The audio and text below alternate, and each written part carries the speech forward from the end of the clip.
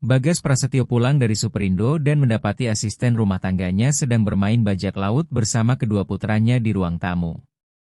Kedua anak itu duduk di atas bantal lantai sambil tertawa keras dengan pedang, kait, dan topi bajak laut.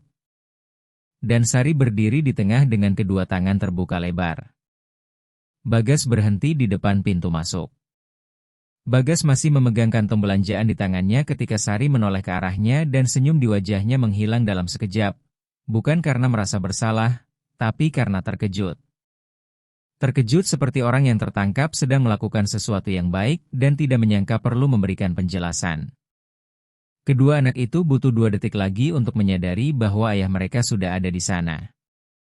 Dan ketika mereka sadar, tawa itu tidak langsung hilang, melainkan perlahan-lahan mereda sampai keduanya berdiri diam di atas bantal lantai, memandangi ayah mereka dalam keheningan, dengan topi yang miring, kait masih di tangan, dan pedang mengarah ke lantai.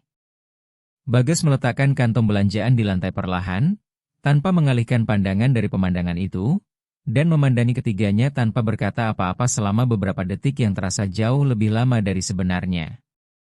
Sari merapikan celemeknya dengan kedua tangan, menarik napas dalam, dan berbicara dengan suara tegas seperti orang yang tidak akan meminta maaf atas apapun. Saya sudah menyelesaikan semua yang perlu diselesaikan. Mereka meminta saya untuk bermain dan saya bermain. Bagas tidak langsung menjawab. Ia memandangi kedua anaknya, pakaian bajak laut yang diimprovisasi, kait plastik yang masih digenggam erat oleh Rizky, dan penutup mata Dava yang sedikit miring ke samping. Ia bertanya dengan suara pelan, tanpa ketegasan, tapi juga tanpa keringanan. Sejak kapan kamu melakukan ini? Sari tidak mengalihkan pandangannya. Sejak saya menyadari mereka duduk 2 jam di depan televisi tanpa ada seorang pun yang berbicara dengan mereka. Jawaban itu datang langsung, tanpa basa-basi, tanpa filter. Dan Bagas terdiam, karena tidak ada cara untuk membantah itu dengan kata-kata apapun yang masuk akal. Itu benar. Dan ia tahu itu benar. Dan kenyataan bahwa ia tahu membuat segalanya semakin sulit untuk didengar. Rizky turun dari bantal lantai lebih dulu, mendatangi ayahnya dengan kait masih di tangan dan berdiri di hadapannya, menatap ke atas dengan mata yang dalam dan gelap yang memiliki ekspresi serius seorang anak yang belum belajar menyembunyikan apa yang dirasakannya.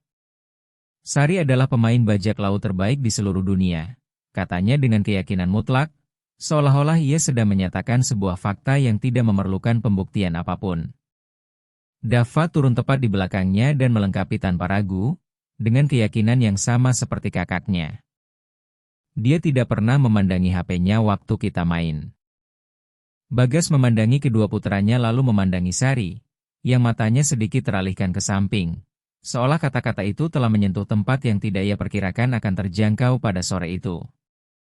Ia mengambil kantong belanjaan dari lantai, berjalan menuju dapur tanpa berkata apa-apa lagi dan meletakkan semuanya di atas meja dapur.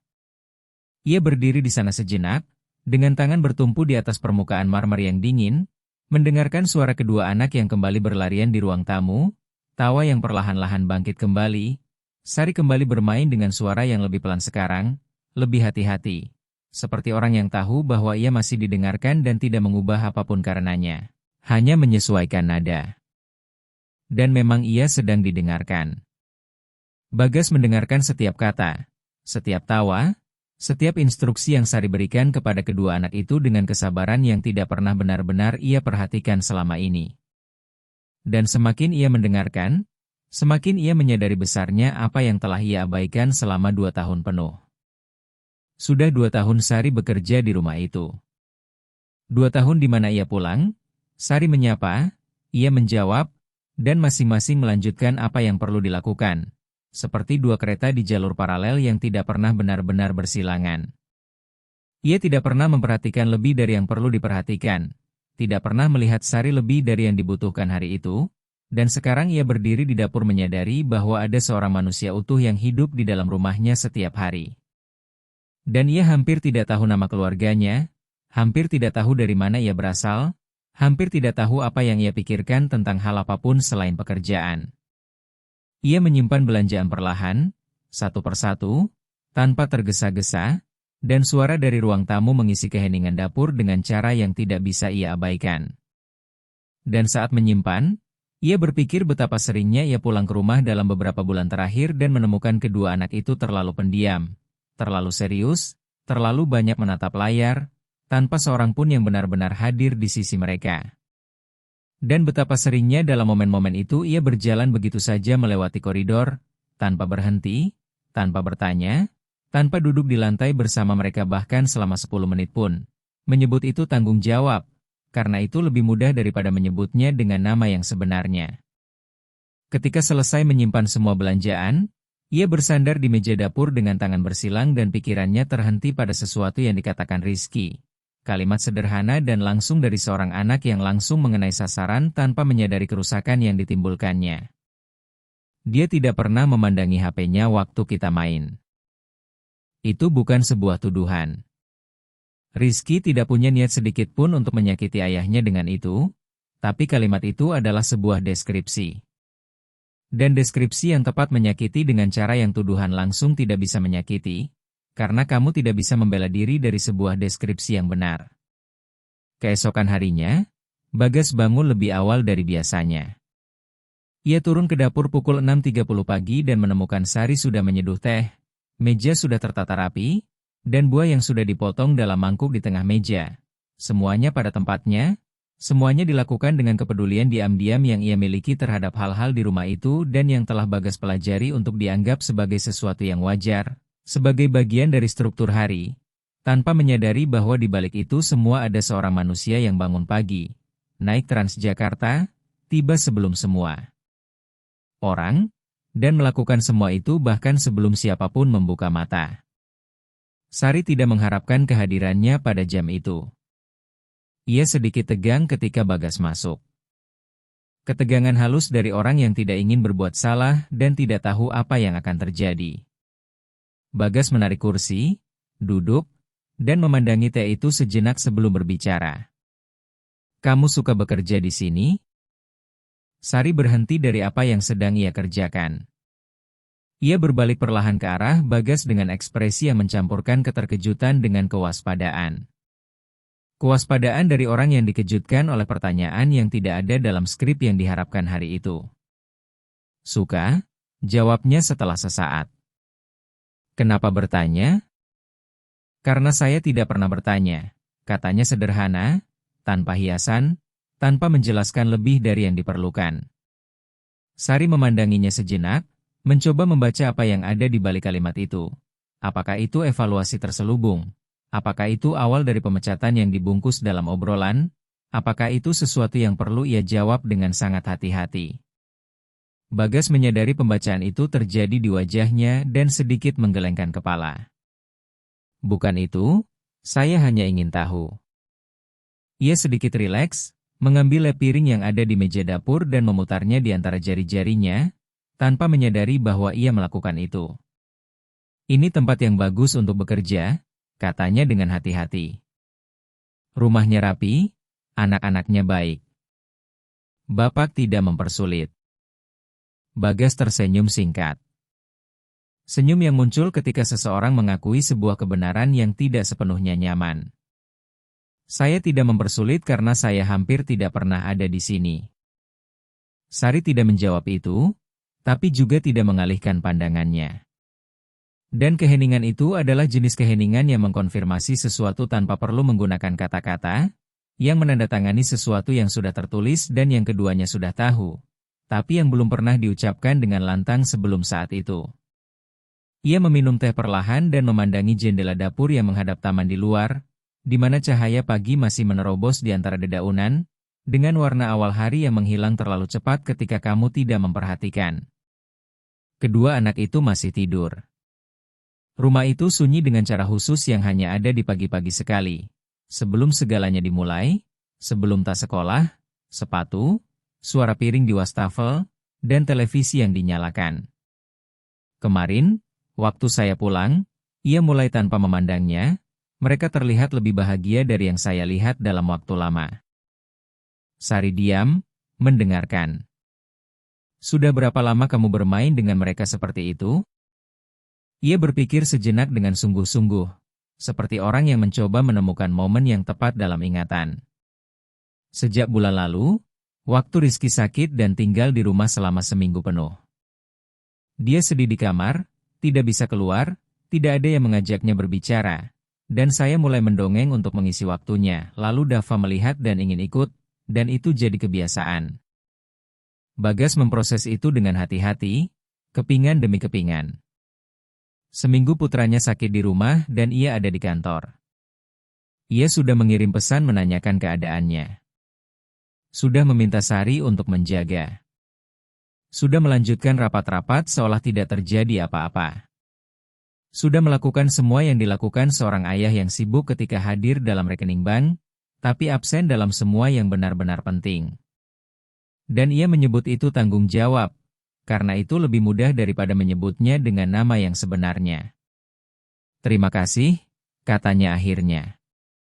Dan kata itu keluar dengan bobot yang bukan basa-basi, bukan kesopanan situasional, melainkan pengakuan tulus atas sebuah hutang yang baru mulai ia pahami besarnya. Sari memandangnya dengan cara yang berbeda selama sesaat, hanya sesaat, sebuah celah cepat di mana sesuatu yang nyata muncul sebelum ia menutupnya kembali. Lalu kembali ke apa yang sedang ia kerjakan dengan efisiensi tenang yang menjadi ciri khas dari semua yang ia lakukan. Tapi sesaat itu tetap bertahan di udara dapur jauh setelah ia berbalik. Dalam hari-hari yang menyusul, Bagas mulai pulang ke rumah pada jam-jam yang berbeda, tidak lagi selalu pukul 20 malam, ketika kedua anak sudah mandi dan kantuk mulai datang. Ia mulai muncul pukul 18, pukul 17.30, kadang pukul 17.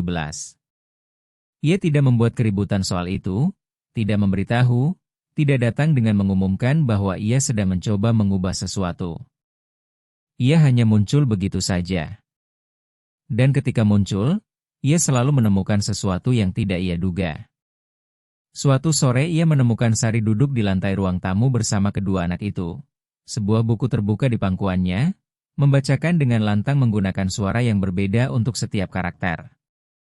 Rizky dan Dava benar-benar diam, benar-benar penuh perhatian, tidak bergerak, tidak meminta apapun, tidak melihat ke samping, hanya mendengarkan, dan ada konsentrasi di wajah keduanya yang jarang ia lihat dalam situasi apapun.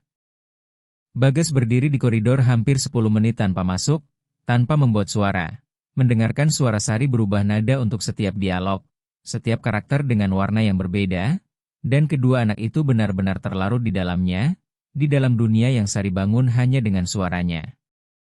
Dan ia berdiri di sana dan menyadari bahwa ia pun terlarut di dalamnya, bahwa ia juga mendengarkan tanpa bisa pergi. Sore lain ia datang dan menemukan ketiganya di dapur membuat kue, tepung tersebar di meja dapur, Dava dengan hidung putih tanpa menyadarinya, Rizky mengaduk adonan dengan sendok yang terlalu besar untuk ukuran tangannya. Sari tertawa mendengar sesuatu yang salah satu dari mereka katakan, tawa lepas dan nyata yang pertama kali ia lihat pada hari di Superindo itu dan yang kini ia lihat lagi dan tidak bisa berhenti mengamati. Karena dalam tawa itu ada keringanan yang sudah lama tidak ia lihat di rumah itu, mungkin sejak sebelum perpisahan, mungkin jauh sebelum itu. Ia berdiri memandangi melalui jendela dapur sebelum masuk, tanpa tahu betul apa yang ia rasakan, tapi dengan keyakinan bahwa ia merasakan sesuatu yang melampaui pengakuan dan rasa syukur, dan bahwa sesuatu yang lebih itu adalah pertanyaan yang belum ia siap hadapi secara langsung. Pada suatu sore hari Kamis, Bagas pulang lebih awal dan kedua anak itu pergi ke rumah seorang teman untuk mengerjakan tugas sekolah. Rumah itu menjadi sunyi dengan cara yang berbeda dari biasanya. Sunyi dengan ketiadaan khusus dari suara anak-anak yang baru kamu sadari ketika tiba-tiba menghilang. Ia pergi ke ruang kerja di lantai atas, membuka komputer, membalas 2 email, dan duduk menatap layar tanpa bisa berkonsentrasi pada apapun. Ia turun untuk mengambil air dan menemukan Sari di ruang tamu, merapikan buku-buku di rak dengan earphone di telinga. Sedikit menggerakkan kepala mengikuti irama musik yang hanya ia dengar, jari-jarinya menyentuh punggung setiap buku sebelum meletakkannya di tempat yang tepat, dengan kepedulian yang ia miliki terhadap hal-hal di ruangan itu, seolah-olah itu miliknya, bukan sebagai kepemilikan, tapi sebagai tanggung jawab. Seperti orang yang memahami bahwa merawat sesuatu bukan berarti memiliki, melainkan menghormati. Sari tidak mendengarnya datang, Ia tetap merapikan buku-buku dan Bagas berdiri di ambang pintu ruang tamu lebih lama dari yang seharusnya. Memandanginya dengan cara yang ia tahu tidak seharusnya, tapi tidak bisa ia hindari dan yang tidak pergi ketika ia mencoba mengusirnya. Ketika Sari berbalik dan melihatnya, ia langsung melepas earphone dan sedikit memerah. Kemerahan yang muncul ketika seseorang tertangkap dalam momen yang ia kira hanya miliknya sendiri. "Maaf, saya tidak mendengar Bapak datang." "Tidak perlu minta maaf," katanya. "Lagu apa itu?" Sari terkejut dengan pertanyaan itu. "Ini lagu lama, Bapak pasti tidak kenal." "Coba saja," katanya. Dan kata itu keluar dengan nada yang bukan dari majikan kepada karyawan, melainkan dari seseorang yang penasaran tentang orang lain. Dan keduanya terdiam sesaat, memproses perbedaan itu yang tidak satu pun dari mereka beri nama, tapi yang keduanya rasakan dengan jelas.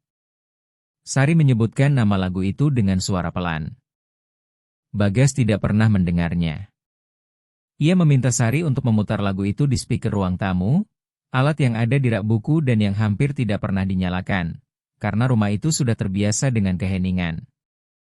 Sari ragu, jelas terlihat, menimbang apakah ia sebaiknya melakukannya atau tidak, dan Bagas berjalan kerak, menyalakan alat itu, lalu berbalik ke arah Sari sambil menunggu.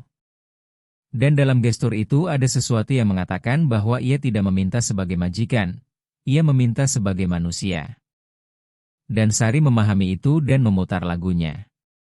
Itu adalah suara perempuan tua, irama lembut dan lambat, sebuah lirik yang bercerita tentang seseorang yang tetap tinggal ketika seharusnya pergi dan yang tidak menyesal telah tinggal meski tahu apa yang harus dibayar. Bagas berdiri di tengah ruang tamu, dengan mata terpejam sesaat. Dan ketika membuka mata, Sari sedang bersandar di rak buku dengan lap di tangannya, memandangi speaker dan bukan ke arahnya, dan ada dalam dirinya sebuah ketenangan yang bukan ketidaknyamanan, melainkan kehadiran, jenis kehadiran dari seseorang yang berada tepat di mana ia berada, tanpa perlu berada di tempat lain manapun pada saat yang sama. "Lagunya indah," katanya.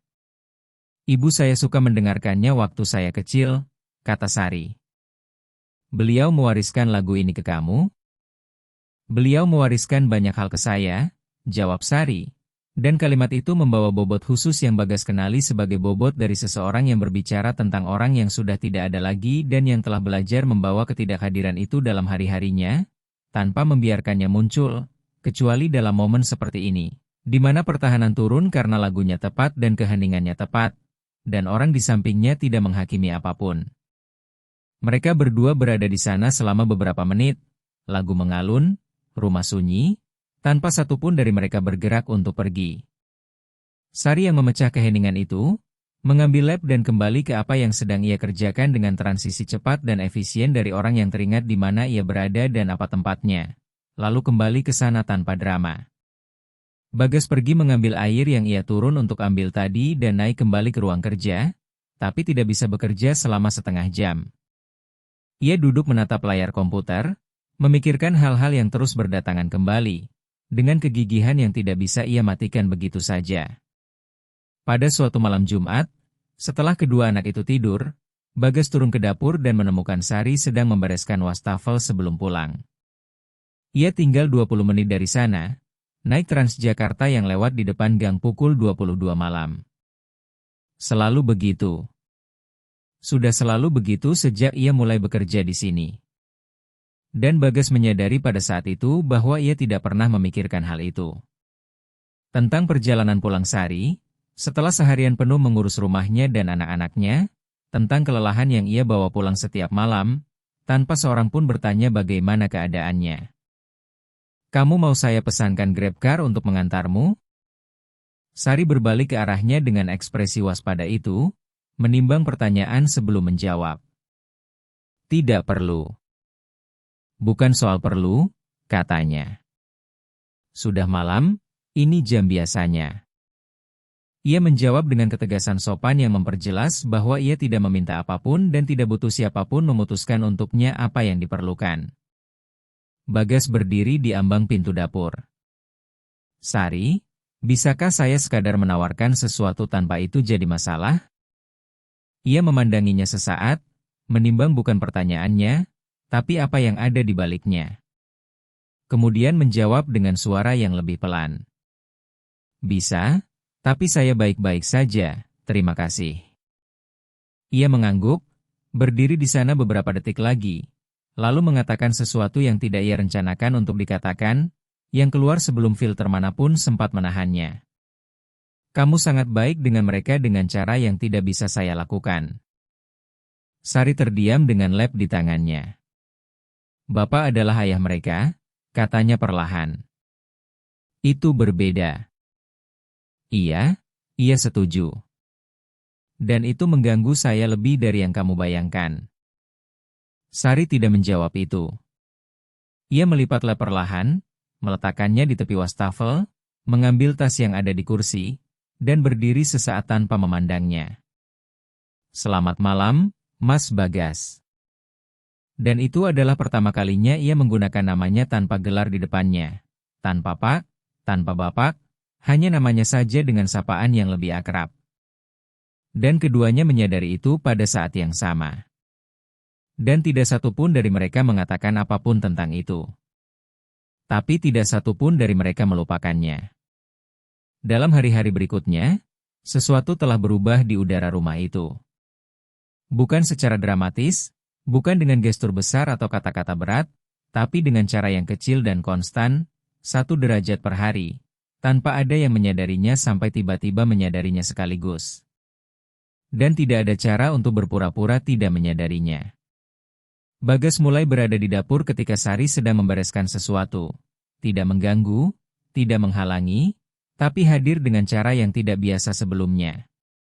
Ia membuat teh, membaca sesuatu di meja dapur, membalas pesan, duduk di meja dapur alih-alih naik ke ruang kerja. Sari tidak berkomentar tentang itu. Ia terus melakukan apa yang perlu dilakukan. Tapi ada kesadaran yang berbeda dalam gerak-geriknya, sebuah kehati-hatian dalam cara ia berbicara, seolah setiap kata dipilih dengan lebih tenang dari biasanya, bukan karena rasa tidak aman, tapi karena perhatian. Perhatian yang muncul ketika seseorang mulai berarti tanpa kamu memintanya terjadi. Pada suatu sore hari Selasa, kedua anak itu pulang dari sekolah dalam keadaan bertengkar. Rizky telah mengatakan sesuatu kepada Dava dalam perjalanan pulang dan Dava tidak menyukainya. Dan keduanya masuk melalui pintu sambil berdebat dengan intensitas kakak adik yang mencampurkan amarah dan sakit hati dalam porsi yang sama. Sari memisahkan mereka dengan tenang, membawa masing-masing ke sisi ruang tamu yang berbeda, menghabiskan 5 menit bersama Rizky, kemudian 5 menit bersama Dava. Dan ketika keduanya kembali bertemu di tengah ruang tamu, Rizky berkata, maaf, tanpa ada seorang pun yang menyuruhnya. Bagas menyaksikan semua itu dari pintu masuk, tanpa satu pun dari ketiganya menyadari bahwa ia sudah tiba. Ketika Sari berdiri dan berbalik ke arah dapur dan melihatnya berdiri di sana, ia tidak mengatakan apapun, hanya mengangguk sekali ke arahnya.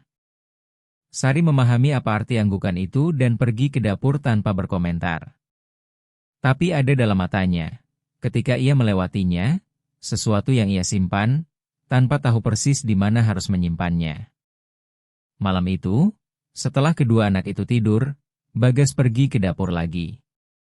Sari sedang menutup kulkas, tas sudah di bahunya, siap untuk pulang.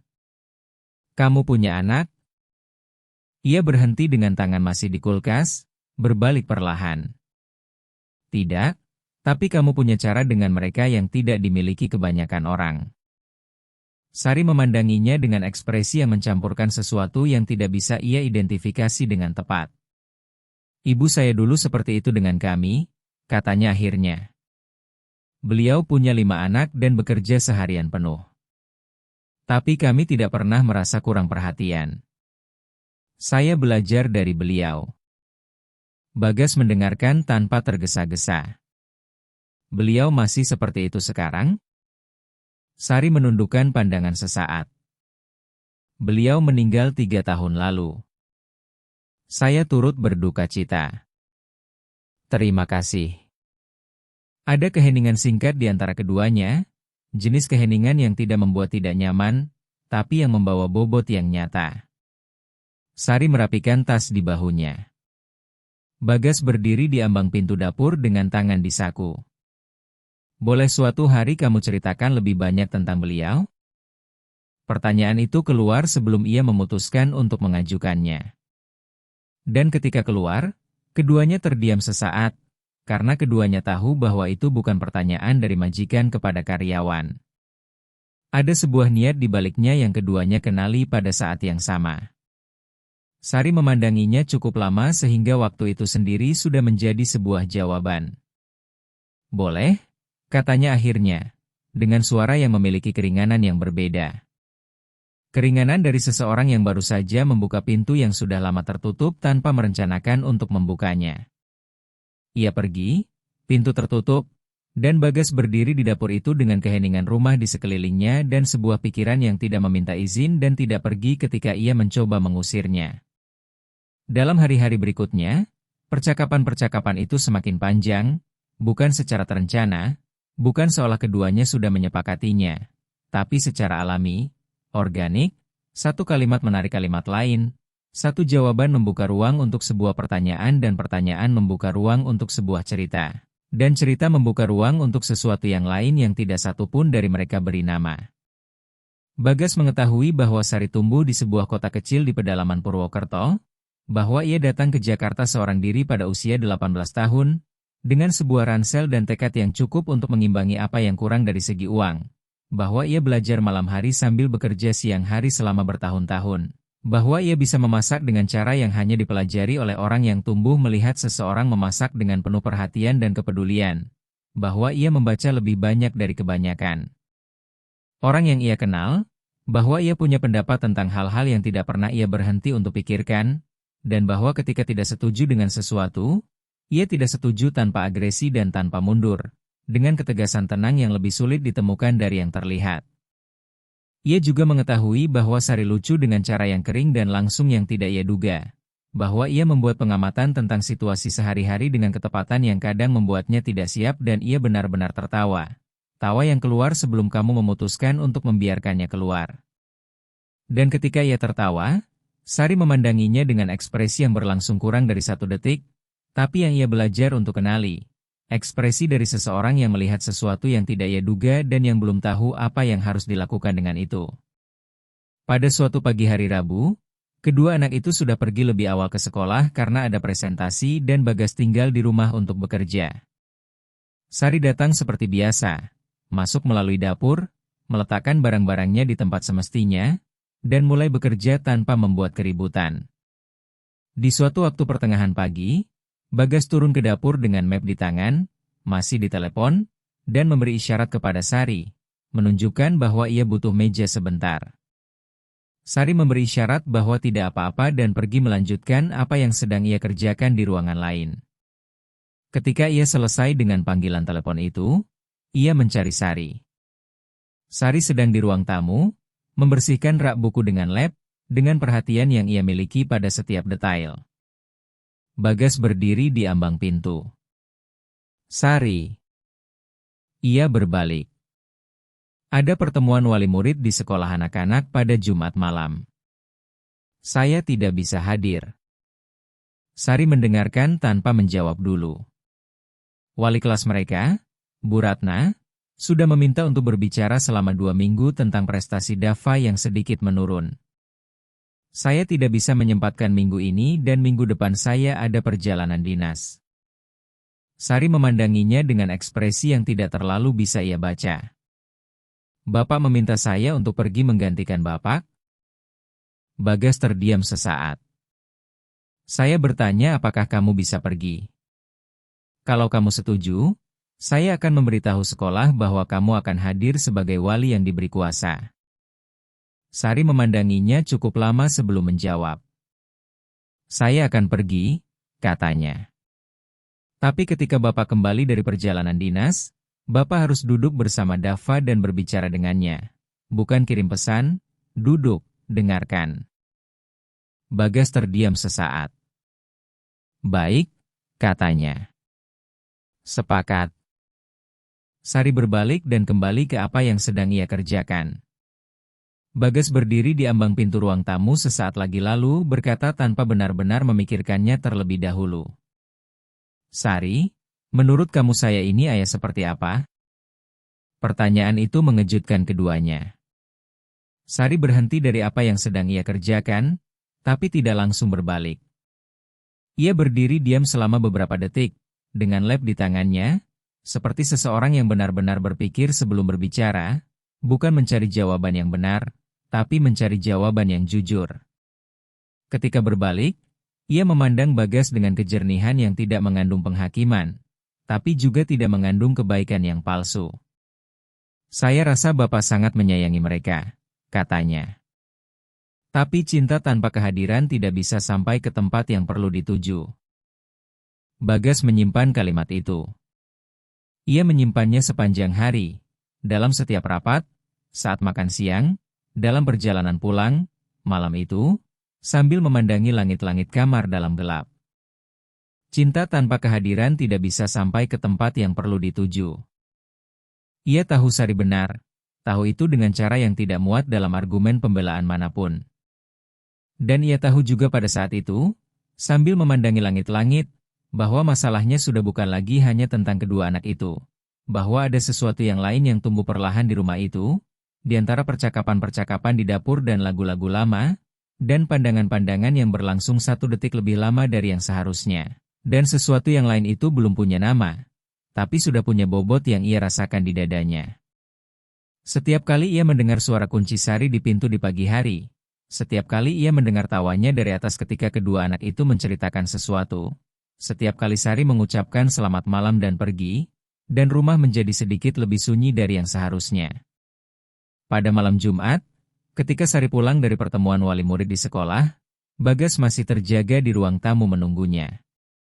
Sari masuk, melihat ia duduk di sofa, dan terkejut. Bapak seharusnya sudah tidur. Saya ingin tahu bagaimana hasilnya. Sari meletakkan tas di kursi, berdiri di ambang pintu ruang tamu. Bu Ratna bilang Dava kesulitan dalam matematika, tapi sangat bagus dalam membaca dan memahami. Beliau bilang ia anak yang sensitif, yang sangat merasakan segalanya, dan ketika ada sesuatu yang berubah di rumah, ia membawa itu ke dalam kelas. Bagas mendengarkan. Beliau bertanya bagaimana rutinitas di rumah. Saya bilang Bapak sedang menyesuaikan beberapa hal. Beliau bilang beliau melihat perubahan pada Dava dalam beberapa minggu terakhir, bahwa ia lebih bersemangat, lebih aktif berpartisipasi.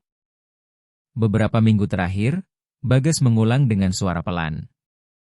Sari memandanginya. Bapak mulai pulang lebih awal. Mereka memperhatikan meski Bapak pikir tidak. Bagas terdiam sesaat. Kemudian memandang Sari dengan ekspresi yang tidak lagi memiliki jarak seorang majikan, tidak lagi memiliki formalitas sebuah hubungan profesional, melainkan kejujuran bersih dari seseorang yang lelah menahan sesuatu. Sari, saya perlu memberitahumu sesuatu. Sari berdiri diam, matanya langsung menatap matanya, tanpa mengalihkan pandangan. Silakan. Saya tahu ada sebuah batas di sini antara kamu dan saya, antara posisimu di rumah ini dan posisi saya, dan saya tidak ingin melintasi batas itu tanpa tahu apakah kamu ingin batas itu dilintasi. Sari benar-benar terdiam. Bagas melanjutkan dengan suara yang tegas, tanpa mundur.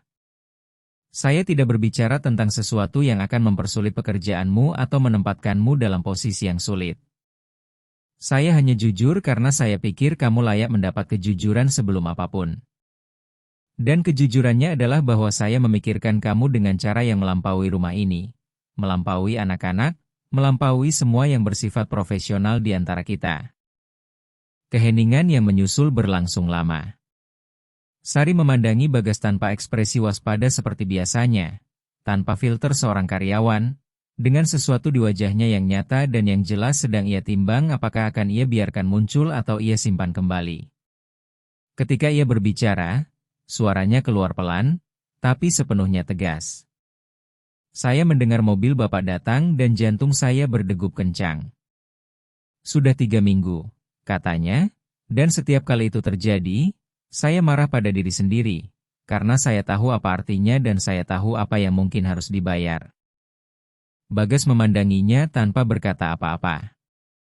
Sari menarik napas dalam. Tapi Bapak bertanya, dan saya tidak bisa berbohong ketika seseorang bertanya dengan sungguh-sungguh. Pengakuan itu mengambang di udara ruang tamu itu cukup lama sehingga tidak satu pun dari mereka mencoba mengisinya dengan kata-kata. Bagas memandangi Sari dan Sari memandangi Bagas. Dan ada di antara keduanya pada saat itu sebuah kejujuran yang tidak membutuhkan apapun lagi, yang sudah cukup dengan sendirinya, yang sudah punya bobot dan arah dan konsekuensi. Dan keduanya tahu itu tanpa seorang pun perlu mengkonfirmasinya dengan lantang. Sari yang pertama bergerak, bukan untuk mendekat, tapi untuk duduk di kursi di samping pintu masuk ruang tamu, gestur dari seseorang yang butuh pijakan yang kokoh sebelum melanjutkan percakapan yang sudah terlalu jauh untuk diabaikan dan belum cukup jauh untuk diselesaikan. Bagas tetap di sofa. Ruang tamu itu sunyi, rumah itu sunyi, kedua anak tidur di atas sana, tanpa tahu bahwa di bawah mereka sesuatu sedang berubah secara diam-diam dan definitif. Sari memandangi tangannya sesaat sebelum berbicara.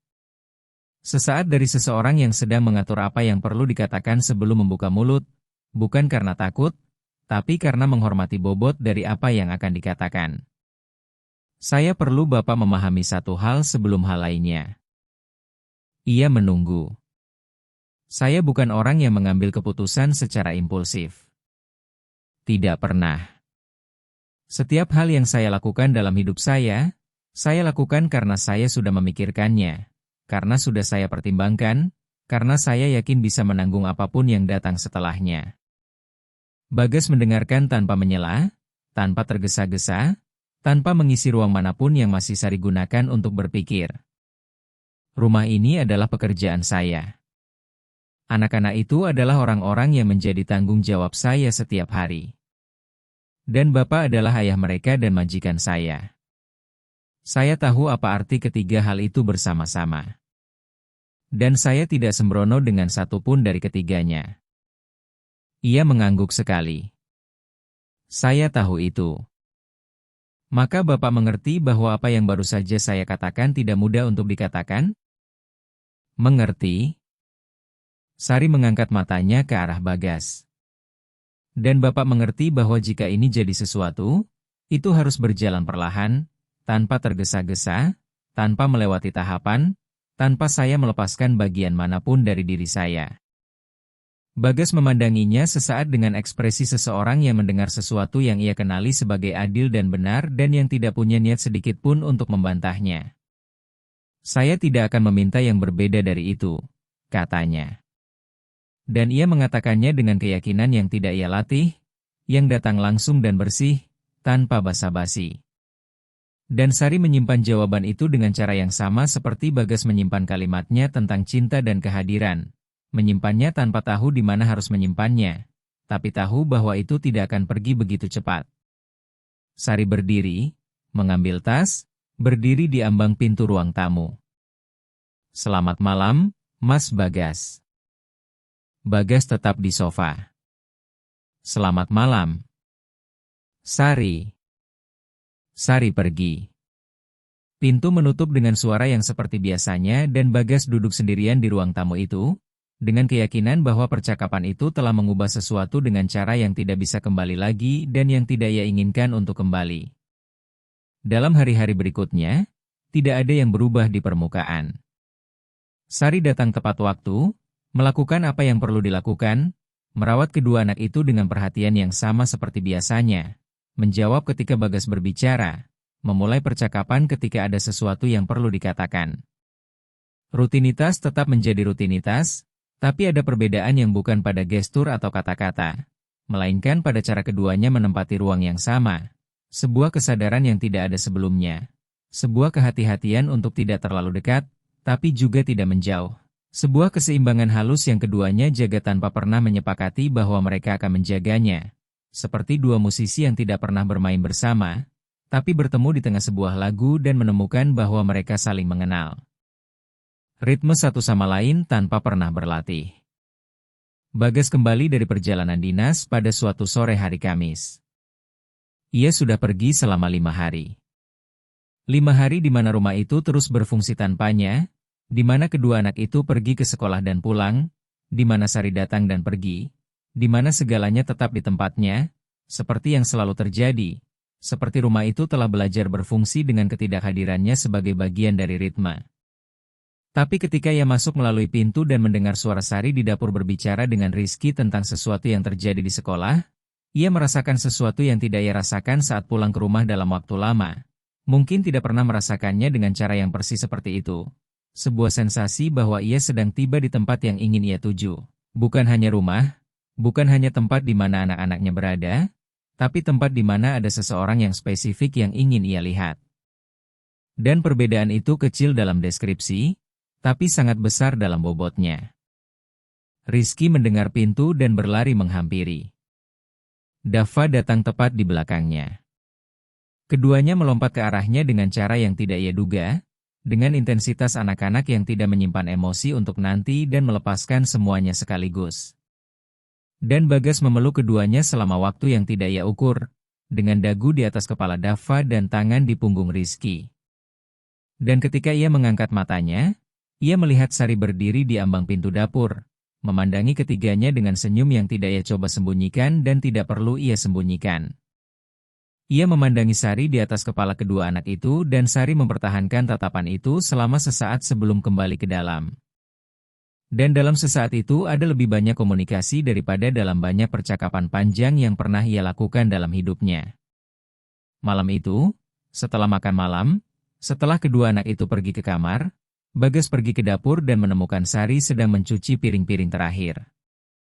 Ia berdiri di ambang pintu sesaat sebelum masuk.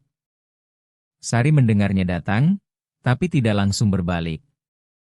Ia menyelesaikan apa yang sedang ia kerjakan, mengeringkan tangan dengan lap, baru kemudian berbalik. Keduanya saling memandang sesaat dengan kesadaran yang selalu ada itu. "Bagaimana perjalanan dinasnya?" tanya Sari. "Panjang," katanya, "tapi berhasil menyelesaikan apa yang perlu diselesaikan." Sari mengangguk. Mereka terdiam sesaat yang tidak membuat tidak nyaman, itu hanya kehadiran. Bagas berjalan ke meja dapur, bersandar di sana dengan tangan bersilang, memandangi Sari dengan kejujuran langsung yang telah menjadi ciri khas percakapan keduanya. "Saya merindukan berada di sini." Sari terdiam. "Anak-anaknya?" Bagas terdiam sesaat. "Anak-anaknya dan kamu." Sari memandanginya tanpa mengalihkan pandangan. Tidak memerah kali ini. Tidak mengalihkan pandangan. Tidak mencari jawaban yang aman. Ia berdiri dengan itu dengan cara yang sama seperti Bagas berdiri dengan itu, membiarkannya berbobot sesuai bobotnya, menghormati besarnya hal itu. "Saya juga," katanya akhirnya, sederhana dan langsung, tanpa hiasan, tanpa mengurangi, dan itu sudah cukup. Tidak butuh apapun lebih dari itu pada saat itu. Dalam minggu-minggu berikutnya, Bagas melakukan apa yang telah ia janjikan kepada dirinya sendiri untuk ia lakukan. Ia duduk bersama Dava pada suatu sore hari Sabtu, keduanya di lantai kamar anak itu, dengan buku matematika terbuka di antara mereka, dan ia berada di sana selama 2 jam mengerjakan setiap soal dengan perlahan, tanpa frustrasi, tanpa tergesa-gesa, tanpa memandangi HP-nya sekalipun. Dava salah berkali-kali dan Bagas menunggu setiap kali. Ia kembali ke awal ketika diperlukan, menjelaskan dengan cara yang berbeda-beda sampai salah satu berhasil. Dan ketika anak itu untuk pertama kalinya menjawab dengan benar sebuah soal yang sudah ia jawab salah 4 kali berturut-turut, tawa yang keluar darinya adalah jenis tawa yang hanya ada ketika seseorang berhasil melakukan sesuatu dengan usahanya sendiri dan tahu bahwa ia berhasil. Bagas memandangi tawa itu dan merasakan sesuatu yang tidak bisa ia namakan dengan tepat. Sebuah campuran antara kebanggaan dan rasa sakit, rasa syukur dan penyesalan, keinginan untuk lebih hadir mulai dari saat itu dan kesedihan atas waktu yang tidak bisa diulang. Ketika selesai, Dava menutup buku itu dan memandangi ayahnya dengan ekspresi yang serius. Ekspresi usia 6 tahun yang terlihat lebih tua dari 6 tahun. "Bapak akan selalu melakukan ini?" Bagas memandanginya. "Ya." "Oh, setiap minggu?" "Setiap minggu." Anak itu memandanginya sesaat, menilai apakah itu benar atau janji orang dewasa yang menghilang begitu saja. Kemudian ia tersenyum lebar. Oke kalau begitu. Itu adalah jawaban singkat yang bobotnya melebihi percakapan dewasa manapun yang Bagas lakukan sepanjang bulan itu.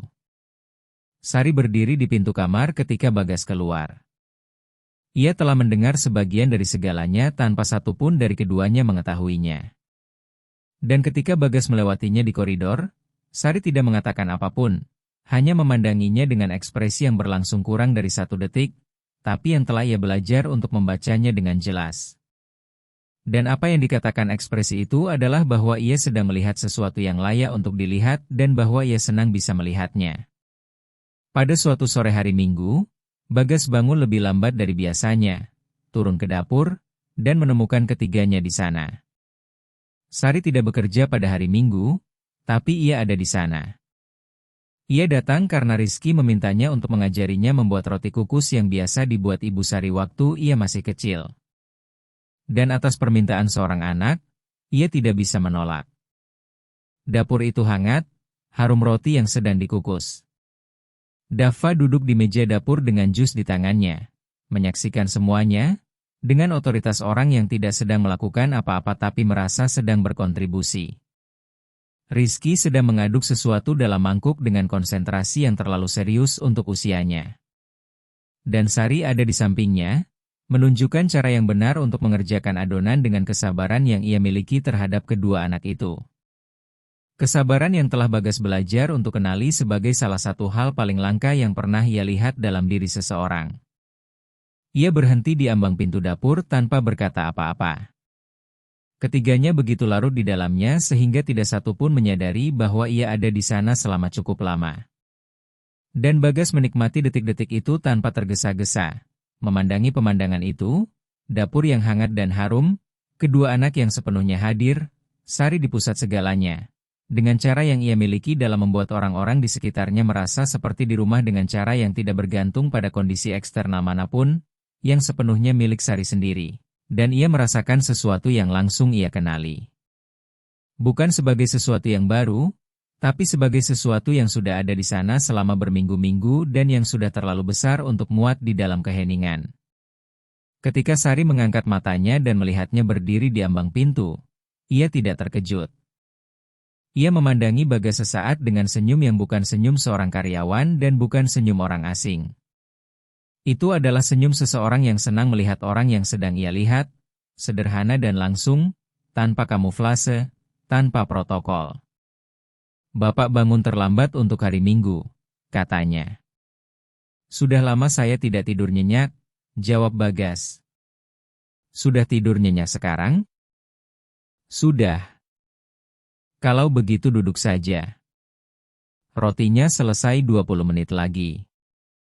Ia duduk, Dava datang ke sisinya dan mulai menjelaskan apa yang sedang terjadi di mangkuk adiknya dengan otoritas seorang ahli yang telah menyaksikan seluruh prosesnya. Rizky menggerutu bahwa kakaknya menjelaskan dengan salah. Sari menengahi keduanya dengan satu kalimat yang singkat dan tepat, dan keduanya kembali ke apa yang sedang mereka kerjakan. Dan Bagas duduk di kursi dapur itu dengan aroma roti di udara dan suara kedua putranya di sekelilingnya. Memandangi perempuan yang telah masuk rumahnya sebagai asisten rumah tangga dan telah menjadi orang yang paling hadir dan paling jujur yang ada di dalam dinding-dinding itu. Dan ia tahu dengan kejernihan yang tidak lagi memiliki keraguan bahwa apa yang ia rasakan untuknya bukan sekadar rasa syukur dan bukan sekadar kekaguman semata, melainkan sesuatu yang punya nama dan yang tidak lagi muat di dalam keheningan manapun dan yang tidak akan bisa ia simpan lebih lama lagi. Ketika kedua anak itu pergi bermain di halaman belakang setelah roti selesai, dapur itu hanya tersisa keduanya. Sari sedang membersihkan meja dapur. Bagas masih duduk di meja dengan cangkir kopi di tangannya. Tidak satu pun dari mereka berbicara sesaat. Keheningan yang nyaman itu yang hanya ada di antara orang-orang yang sudah melewati titik di mana keheningan perlu diisi agar tidak menakutkan. Kemudian ia meletakkan cangkir itu di meja perlahan dan memandanginya. Sari. Ia berbalik. Saya tahu saya bilang akan berjalan perlahan dan saya ingin berjalan perlahan, tapi saya perlu kamu tahu satu hal. Ia berdiri dengan lap di tangannya, mendengarkan dengan sepenuhnya hadir. Saya tidak pernah merasakan apa yang saya rasakan sekarang dengan cara yang menakutkan saya sebanyak yang sedang menakutkan saya sekarang. Dan itu tidak menakutkan saya karena itu buruk. Itu menakutkan saya karena nyata dan karena benar-benar penting dan karena saya tidak ingin membuat kesalahan. Sari memandanginya cukup lama tanpa berbicara. Dapur itu sunyi. Di luar, kedua anak itu berlarian di halaman dan suara mereka sampai seperti latar dari segalanya. Suara anak-anak yang merupakan bukti nyata bahwa hidup sedang terjadi, bahkan ketika kamu sedang mencoba memahami apa yang kamu rasakan. Bapak takut membuat kesalahan dengan saya atau dengan mereka?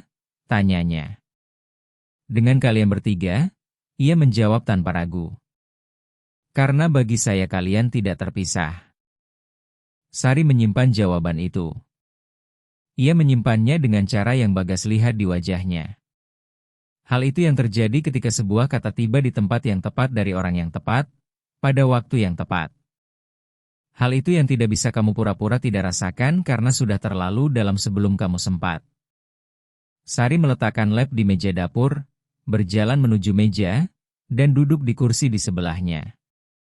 Ia tidak bersandar padanya, tidak melangkah lebih jauh dari yang tepat pada saat itu, tapi ia berada di sana di sampingnya, di meja yang sama, tanpa jarak yang selalu ada, tanpa posisi asisten rumah tangga yang selalu ia pertahankan. Dan itu adalah gestur kecil yang berkata lebih dari kalimat panjang manapun yang bisa dikatakan. Saya perlu Bapak memahami besarnya apa yang dipertaruhkan bagi saya, katanya dengan suara yang tegas dan pelan sekaligus. Saya tidak punya keluarga di sini. Saya datang dari jauh dan membangun semua yang saya miliki dengan kerja keras dan waktu yang panjang. Nama saya, reputasi saya, cara saya memandang diri sendiri. Semua itu adalah hal terpenting yang saya miliki. Jika saya masuk ke dalam ini dan gagal, bukan hanya hati yang terluka, tapi segalanya. Bagas mendengarkan setiap kata dengan perhatian yang telah ia kembangkan dalam beberapa bulan terakhir. Perhatian dari seseorang yang telah belajar bahwa benar-benar mendengarkan itu berbeda dari menunggu giliran untuk berbicara. Saya tahu itu. Bapak tahu di sini, katanya sambil menyentuh pelipisnya. Tapi harus tahu di sini juga. Dan ia menyentuh dadanya. Karena ketika segala sesuatunya menjadi sulit dan itu selalu terjadi, yang menahan bukan apa yang Bapak pahami, tapi apa yang Bapak rasakan dengan sungguh-sungguh. Ia menyimpan itu sesaat. Menyimpannya cukup lama untuk memperjelas bahwa ia tidak membiarkannya lewat begitu saja, bahwa ia benar-benar menerima setiap kata. Kemudian memandang Sari dengan ekspresi yang sepenuhnya terbuka, sepenuhnya jujur, tanpa perisai apapun.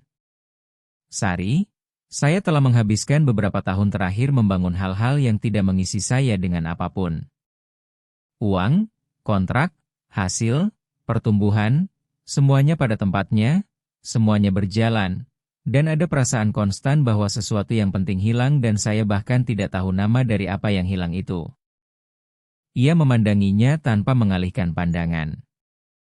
Beberapa bulan terakhir ini, sejak hari saya pulang dari Superindo dan menemukan kamu bermain dengan mereka di ruang tamu, adalah pertama kalinya dalam bertahun-tahun saya pulang ke rumah dan merasakan sesuatu yang layak untuk dirasakan. Dan butuh waktu sampai saya memahami dari mana asalnya, tapi sekarang saya tahu dan saya tidak punya keraguan lagi. Dapur itu benar-benar sunyi sesaat. Di luar, salah satu anak memanggil yang lain, suara anak yang memotong udara bersih dan terdengar jauh. Sari memandangi meja sesaat, kemudian mengangkat matanya ke arah Bagas.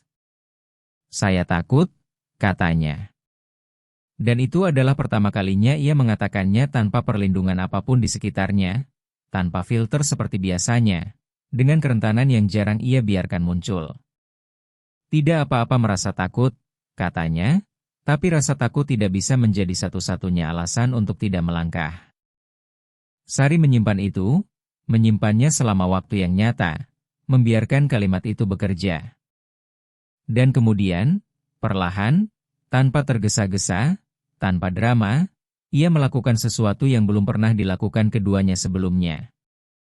Ia meletakkan tangannya di atas tangan Bagas, di atas meja, di antara cangkir-cangkir yang sudah kosong dan aroma roti yang masih ada di udara, gestur sederhana dan langsung yang tidak membutuhkan kata apapun, yang mengatakan dengan tepat apa yang perlu dikatakan dengan kejernihan yang tidak akan bisa dicapai oleh kalimat panjang manapun. Bagas tidak bergerak, ia membiarkan tangannya di tempatnya, membiarkan tangan Sari di atas tangannya, dan memandanginya dengan ekspresi seseorang yang baru saja menerima sesuatu yang tidak ia tahu sedang ia tunggu, tapi yang langsung ia kenali ketika tiba.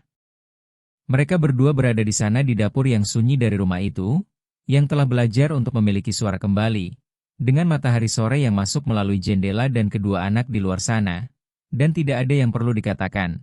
Karena semua yang perlu dikatakan sudah dikatakan dengan cara yang benar, pada waktu yang tepat, dengan kejujuran yang keduanya layak dapatkan. Waktu yang berlanjut dibangun perlahan, dengan cara yang Sari minta dan dengan cara yang keduanya butuhkan. Tidak ada tergesa-gesa, tidak ada tekanan, ada percakapan-percakapan yang berlangsung lebih lama dari yang diperlukan dan yang tidak satu pun dari mereka akhiri.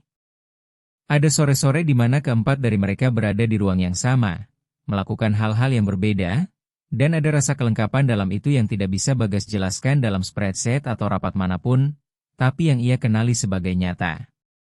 Kedua anak itu menyadari sebelum apapun diucapkan dengan lantang.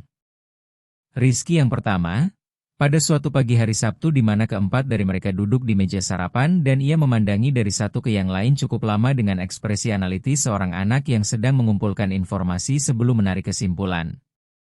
Kemudian ia memandangi Sari dan bertanya dengan ketegasan absolut yang selalu ia miliki sejak dulu. "Kamu akan tinggal bersama kami selamanya?"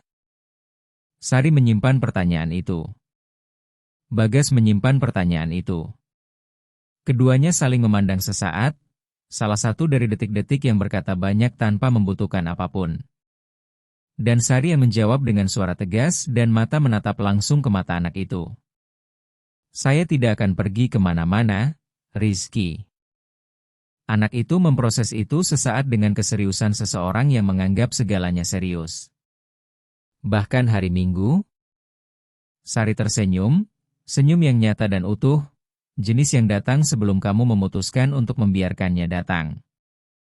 "Bahkan hari Minggu." Dava, yang sedang memandangi jusnya, tampaknya tidak memperhatikan apapun, berkata tanpa mengangkat matanya. "Aku sudah tahu." Dan kembali ke jusnya seolah itu adalah informasi yang paling jelas di dunia dan ia hanya mengkonfirmasi sesuatu yang sudah lama selesai. Bagas memandangi kedua putranya lalu memandangi Sari, yang memiliki senyum yang telah ia belajar untuk kenali sebagai senyum yang sesungguhnya, yang muncul ketika ia benar-benar baik dan tidak perlu berpura-pura. Dan ada dalam momen itu sebuah kesederhanaan yang lebih dari yang ia harapkan untuk ditemukan dan yang memiliki bobot dengan cara yang benar. Dengan cara hal-hal yang baik memiliki bobot, bukan sebagai beban, tapi sebagai jangkar, sebagai perasaan bahwa ada tempat di dunia ini yang milikmu dan yang akan tetap demikian terlepas dari apa yang terjadi di luar sana. Berbulan-bulan kemudian, pada suatu malam ketika kedua anak sudah tidur dan rumah sunyi dengan cara lembutnya ketika hari berakhir dengan baik, Bagas dan Sari duduk di teras belakang.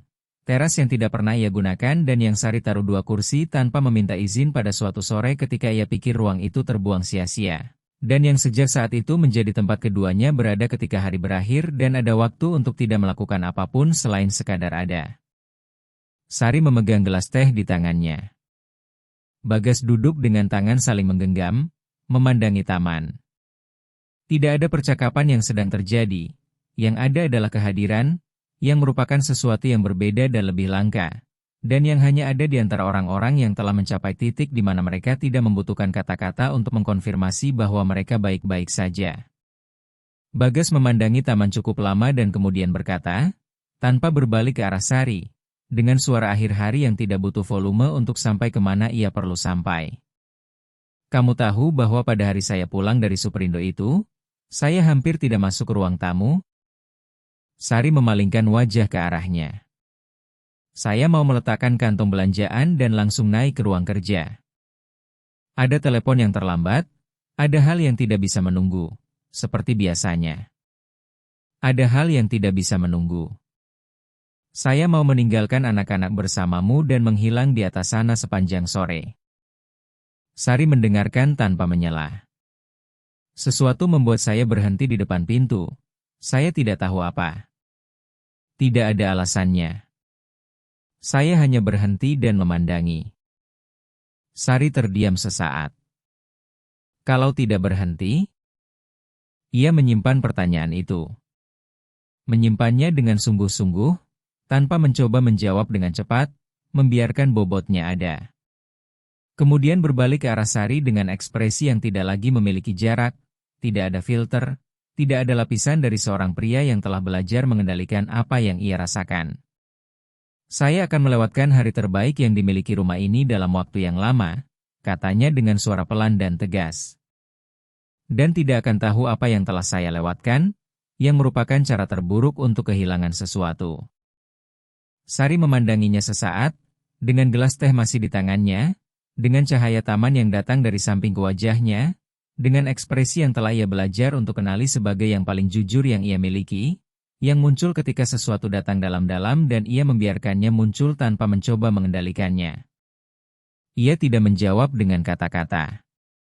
Sari meletakkan gelas itu di meja kayu di sampingnya, memandangi taman sesaat, lalu berbalik ke arah Bagas dengan kejernihan langsung yang menjadi ciri khas dari semua yang ia lakukan. Kamu tahu apa yang saya pikirkan ketika kamu berhenti di pintu masuk itu dengan kantong belanjaan di tanganmu? Bagas diam menunggu. Saya pikir kamu akan complain, bahwa saya sudah melampaui batas, bahwa bukan tempat saya bermain dengan mereka seperti itu, bahwa kamu akan bilang saya seharusnya menyelesaikan pekerjaan dulu. Ia memandangi Sari. Dan ketika kamu tidak complain? Ketika kamu tidak complain, saya memandangi wajahmu dan melihat sesuatu yang tidak saya duga akan saya lihat. Apa? Bahwa kamu merasa iri, katanya dengan suara tenang. Bukan pada saya. Kamu merasa iri pada momen itu, karena telah kehilangan jenis momen seperti itu berkali-kali tanpa menyadarinya. Bagas menyimpan itu. Menyimpannya selama waktu yang nyata, karena itu benar. Dan karena kebenaran yang diucapkan dengan tepat oleh seseorang yang benar-benar melihatmu tidak berlalu dengan cepat, ia tinggal. Dan kamu perlu membiarkannya tinggal. Kamu membaca semua itu di wajah saya dalam 2 detik, katanya. Saya mengamati orang, jawab Sari sederhana, selalu mengamati. Itu yang kamu pelajari ketika tumbuh tanpa banyak sumber daya. Kamu belajar membaca apa yang sedang terjadi sebelum bereaksi. Bagas memandangi Sari dengan pikiran yang kadang kembali itu tentang berapa banyak versi dari hari itu yang ada, berapa banyak cara agar itu tidak terjadi, berapa banyak jalan keluar yang tersedia baginya untuk pergi ke ruang kerja tanpa memandangi ruang tamu, tanpa berhenti, tanpa tinggal. Dan bagaimana setiap versi itu mengarah ke tempat yang berbeda dari tempat ia berada sekarang. Ia terdiam sesaat lagi kemudian berkata dengan suara sederhana dari seseorang yang telah sampai di akhir sebuah pemikiran yang panjang. Saya punya banyak yang harus disyukuri kepada satu hari biasa di Superindo. Sari tertawa pelan dan nyata yang telah ia belajar untuk nantikan sebagai salah satu bagian terbaik dari hari manapun. Dan Sari tetap tinggal, hanya tinggal dengan cara yang telah ia janjikan sejak awal. Hadir, dengan cara yang lebih dari apapun yang bisa ia minta. Dan Bagas Prasetyo memahami pada saat itu bahwa menemukan seseorang yang sesungguhnya tidak ada hubungannya dengan waktu yang tepat atau tempat yang tepat atau keadaan yang tepat. Ini tentang berhenti di depan pintu ruang tamu ketika kamu bisa saja melewatinya begitu saja, tentang mendengarkan ketika lebih mudah untuk tidak mendengarkan, tentang memilih untuk melihat orang yang ada di hadapanmu setiap hari alih-alih memandang menembusnya. Dan bahwa pilihan sederhana itu telah mengubah segalanya, telah mengubah rumah, telah mengubah kedua anak itu, telah mengubah dirinya, dan yang terbaik dari segalanya adalah bahwa perubahan itu masih terus berlangsung satu hari demi satu hari, perlahan dan dengan cara yang benar, tepat seperti yang Sari minta sejak awal.